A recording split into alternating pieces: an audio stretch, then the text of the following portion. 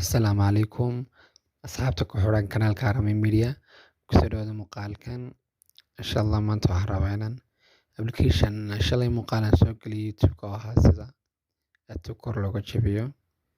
Gmail-ka application aan isticmaalayay inaad sida computer-kaaga install loogu siisto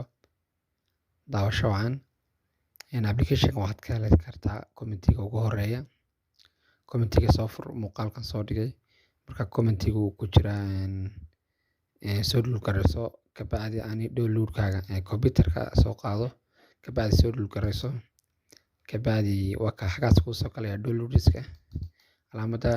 downloads ma taabatay halkaas ku soo galaya waxaa la raacaa Samsung FRP tool marka waxaad leedahay computer-kaaga right click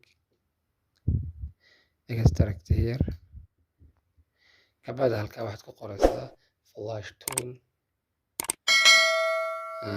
ma ku qortay okay baad leedahay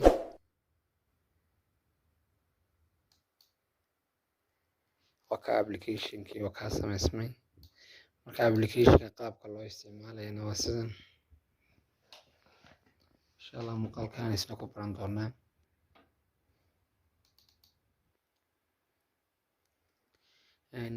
ma soo gelisay mobilka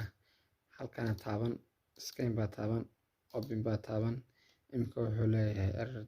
mobil baan ku jira moogtahay marka insha Allah mobilada loogu talagalayna waa mobil kale maaha waa A2 korka wax kale maaha insha Allah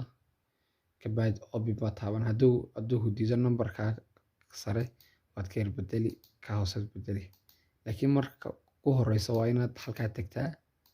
aad ka hoose ku jitaa haddaan ima soo dhigayo ka hoose ku jitaa scan taabo open taabo kabacdi u dir koolka kabacdi muuqaalku ku jira sidii loo sii dhadhaafinayay waa inuu muuqaalka xiga. Assalaamu calaykum.